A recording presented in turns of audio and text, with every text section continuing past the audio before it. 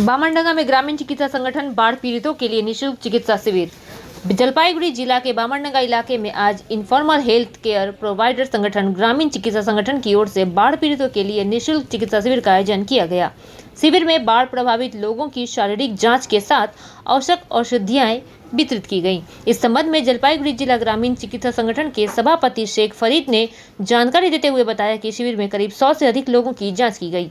इनमें बुखार, डायरिया, चर्म रोग, इन्फेक्शन एवं पेट की समस्याओं से ग्रसित मरीजों को निःशुल्क दवाएं दी गई।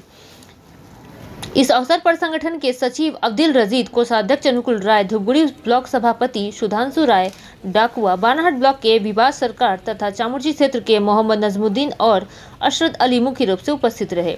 शेख फरीद ने बताया कि बाढ़ से प्रभावित इलाकों में जहां राहत सामग्री जैसे वस्त्र और खाद्य पदार्थ पहुंच रहे हैं, वहीं संगठन ने चिकित्सा सेवा के माध्यम से पीड़ितों की स्वास्थ्य संबंधी जरूरतों को पूरा करने की पहल की है। उन्होंने आगे बताया कि आने वाले दिनों में भी ग्रामीण चिकित्सा संगठन की ओर से ऐसे और शिविर लगाए जाएंगे ताकि अधिक से अधिक लोगों को राहत मिल सके। देखते रहिए एनआई रोड न्यूज।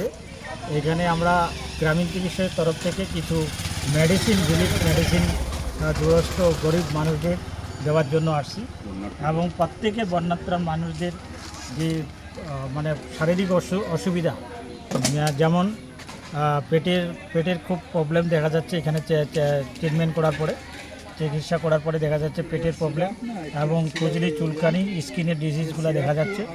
সঙ্গে জ্বর, ব্যথা, সর্দি, কাশি এরকম ধরনের বিভিন্ন ধরনের পেশেন্ট আমরা কমসে কম 2,500-3 হাজার পেশেন্ট আমরা এই বস্তিতে এসে ঘরে ঘরে ঘুরে এবং ক্যাম্প করে আমরা ট্রিটমেন্ট করে আমরা দেখলাম।